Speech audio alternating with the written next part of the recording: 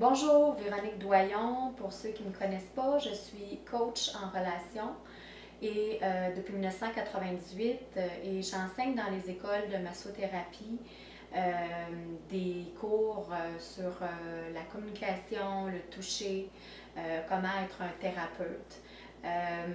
Mes étudiants depuis longtemps me disent oh, j'aimerais ça que ma famille, mes amis, mon chum, ma blonde soit ici ou soit au courant de ce que tu enseignes.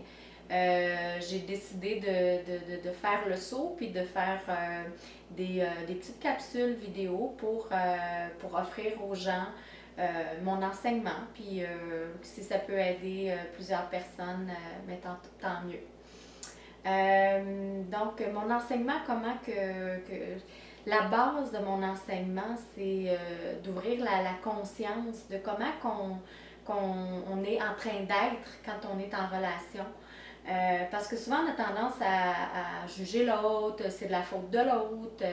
C'est rarement de notre faute. C'est souvent, on veut avoir raison, on trouve que c'est l'autre qui agit pas de la bonne façon. Mais on ne se rend pas compte de ce qu'on est en train de vivre. Donc, moi, ma manière d'enseigner, j'aide aux gens à prendre conscience de qu'est-ce qui est en train d'arriver. Donc, objectivement, il est en train d'arriver une chose et au niveau subjectif, nous, on interprète qu'est-ce qui est en train d'arriver. Donc, on y met de l'émotion, on y met de la signification, de l'interprétation, tout ça selon notre passé. On a beaucoup de choses enregistrées dans notre inconscient et puis quand on regarde les situations, on les regarde avec notre passé et on les analyse, on les interprète à partir du passé. Donc, ce qui arrive, il arrive quelque chose, je l'interprète et j'en fais ma réalité. Sauf qu'on regarde ça comme étant la réalité, plutôt que de séparer, de voir, il arrive une situation, je la vis comme ça, et de revenir à, finalement, c'est ça qui arrive. Et c'est ça que je suis en train de vivre. En revenant à la situation réelle, c'est plus facile de répondre ou de communiquer s'il y a quelque chose qui n'est pas clair, mais d'être plus dans la réalité versus d'être dans notre illusion de ce qu'est la réalité. Donc, pour vous expliquer brièvement comment ça fonctionne aussi, c'est que quand le bébé naît, le bébé y arrive avec tout un bagage. Il arrive avec la génétique de ses parents, de son père, de sa mère. Donc, il y a beaucoup d'informations qui viennent des grands-parents, des arrière-grands-parents. Donc, on a plein de mémoire qui est enregistrée à l'intérieur de nous, que ce soit, c'est pas juste des maladies qu'on a d'enregistrées à l'intérieur de nous.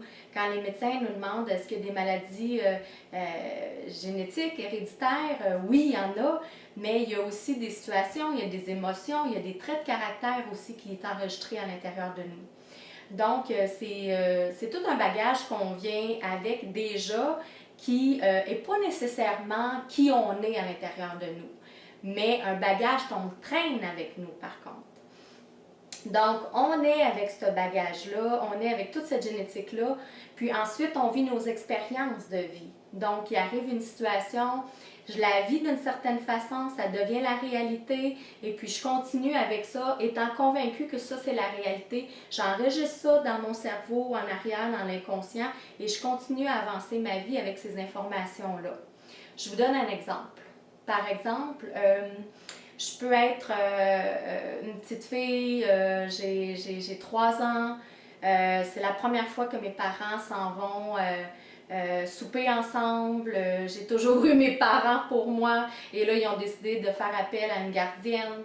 Et puis là, il pleut dehors, puis moi je pleure, je veux pas que mes parents partent, je veux qu'ils restent avec moi, j'ai peur de perdre.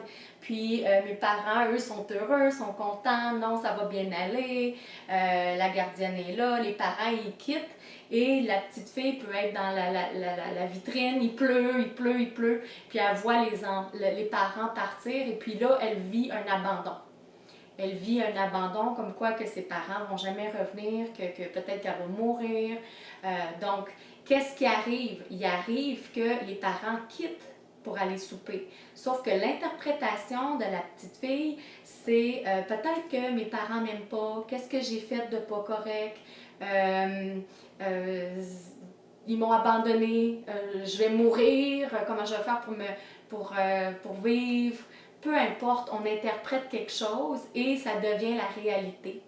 Ensuite, cette information-là, on met ça en arrière dans l'inconscient.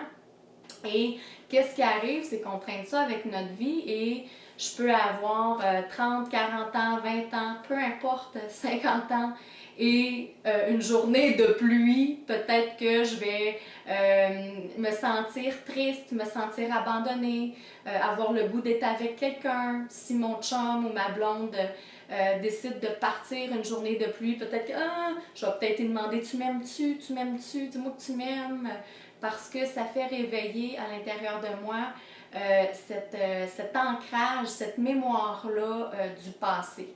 Donc, on vit notre vie à partir du passé quand la majorité du temps, sauf quand on se rend compte de ça, puis qu'on se rend compte de il pleut, je me sens triste, je me sens abandonnée et je reviens à ok, il pleut. Qu'est-ce qu'il y a d'autre qui est en train d'arriver? Est-ce que j'ai besoin de confirmer quelque chose avec mon partenaire? Est-ce que ou tout simplement partager à mon partenaire comment je me sens? Mais d'être observateur de ce qui est en train d'arriver versus mon interprétation pour pas que ça fasse seulement une réalité puis que je tienne à cette réalité-là puis que je donne tort à l'autre de partir pour X raisons qui n'a aucun lien avec le moment présent mais qui réveille des émotions du passé. Ces émotions-là, ils sont réels et c'est pas de les banaliser non plus. C'est pas de faire comme si, de dire, ben voyons là, arrête là, il est juste parti ou faut pas en faire un cas. Donc, une des pires choses selon moi, c'est de banaliser ce qu'on est en train de vivre. Moi, je suis plus pour observer ce qui est en train d'arriver, observer tes émotions, mais de ne pas te traiter ou de banaliser ou de te traiter durement face à ce que tu es en train de vivre. Donc, on se revoit pour une prochaine capsule. Je suis contente d'avoir fait casser la glace et d'avoir fait ma première capsule. Et je vous reviens avec d'autres capsules pour poursuivre afin de vous aider à vivre une relation, des relations, peu importe que c'est avec un amoureux, une amoureuse, le patron, l'ami, collègue, pour que vous puissiez vivre des relations de plus en plus harmonieuses. Merci, à bientôt.